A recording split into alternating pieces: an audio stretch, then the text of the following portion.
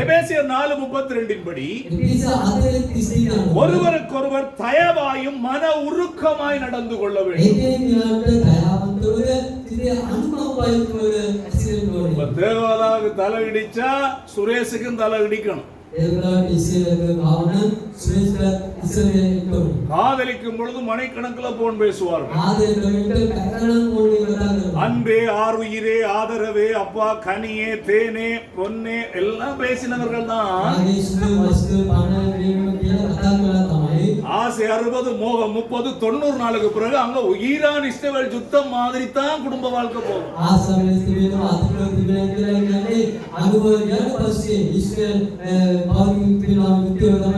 சட்டிபானைய போடுற போடலே விளங்கும் அம்மா சூடாயிட்டாண்டு. கணவன் வந்து ஹெல்மெட்டை வச்சுட்டு கதவை அடிக்கும் பொழுதே விளங்கும் ஐயா சூடாத்தான் வாராரு.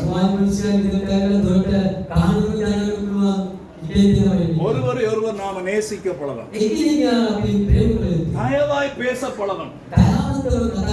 அவர் களைச்சு போய் வரும் பொழுது நீங்க உடனடியா நீங்களும் சண்டைக்காரிகளா நிக்க கூடாது. குடும்பத்துல நல்ல இனிப்பு புளிப்பு ஒரு தேசிக்கா தண்ணியை கரைச்சு கொடுத்தாவது குடும்பத்தை அன்பா கொண்டு போக பழகணும்.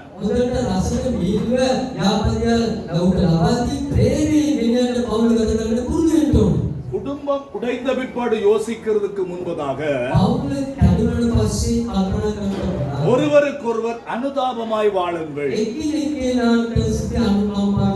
ஒருவரில் ஒருவர் தயவாய் அன்பாய் நடந்து கொள்ளுங்கள். அதைத்தான் கடவுள் நம்மிடத்தில் எதிர்பார்க்கிறார். உயிரோட இருக்க ஒரு கணவன் மனைவியை ரொம்ப நல்லா நேசிக்கணும். நல்லா சாப்பாடு கொடுக்கணும், நல்ல அன்பா பேசணும், நல்ல தைரியப்படுத்தணும், சேர்ந்து வேலைகள் எல்லாம் செய்யணும், ஒருவருக்கு ஒரு உதவி செய்யணும். செத்த பிற்பாடு பெட்டி உடைக்கிற மாதிரி அழக்கூடாது.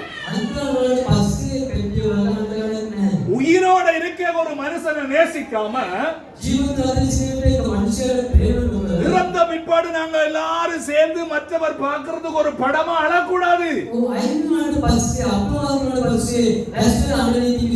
குடும்ப வாழ்க்கையா இருந்தாலும் சரி, நம்முடைய பெற்றோர் முதியவர்களா இருந்தாலும் சரி, உயிரோட இருக்க நாம் ஒருவர் நேசிக்க வேண்டும். தேவகலாவும் சுரேஷும் ஒருவரை ஒருவர் நேசித்து உண்மை உள்ளவர்களா இருக்க வேண்டும் என்று சொல்லி ஆண்டவர் நம்மிடத்தில் விருப்பம் உள்ள தேவனாய் இருக்கிறார்.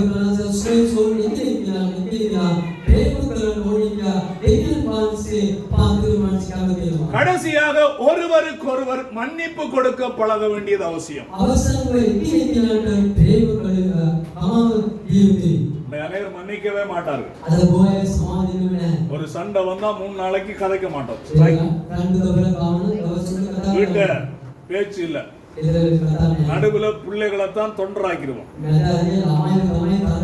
அம்மா கிச்சன்ல இருப்பா, அப்பா கோல்ல இருப்பார். தம்பி இன்னைக்கு அரிசி இல்லைன்னு சொல்லு, உள்ள போகும். அப்பா இன்னைக்கு அரிசி இல்லையா, திரும்ப இவர் சொல்லுவார் எவ்வளவு வேணும், கேட்கும். ஆனா பிள்ளைகளை பழி வேண்டி கெட்ட குணத்தை நாங்களே பிள்ளைகளுக்கு பழக்குவோம். அம்மாட்ட கேட்க, அம்மா எத்தனை கிலோவா தெரியாது, 5 கிலோ தான். அதுக்கு இந்த புண்ணியவாளங்க கேட்கும். சரி வேற என்ன வேணும், மன்னிக்கவே மாட்டோம். நேற்று முந்தின 4 நாள் அடிச்ச வெள்ளத்துல கணவர் இல்லாம போயிட்டாங்க.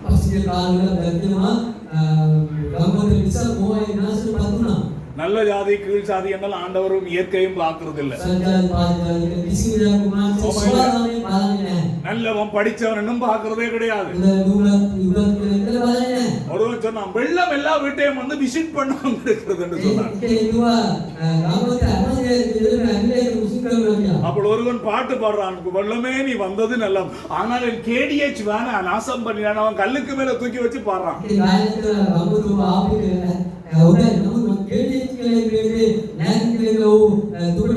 அழிவு மரணம் எப்பயும் வரலாம். විනාශය මරණය කොයි මොහොතේ இருக்கும் பொழுது மன்னித்து அன்போடு வாழுவோம். සිටින මොහොත දක්වා අපි ප්‍රේමයෙන් සමාධිය ජීවත් වෙනවා. நிறைய கிறிஸ்தவர்கள் சொல்வார்கள், අද කිතුමයි කියනවා செத்தாலும் நான் அந்த வீட்டு வாசல் படிக்க போக மாட்டேன். நீ எல்லாம் கிறிஸ்தவனே கிடையாது. මරණය කමන්න ඕනේ ඉවසල පහක් තබන්නයි කියලා ඔබ කිතුනනේ. நான் மன்னிக்கவே மாட்டேன். මම සමාධිය වෙන්නේ නැහැ.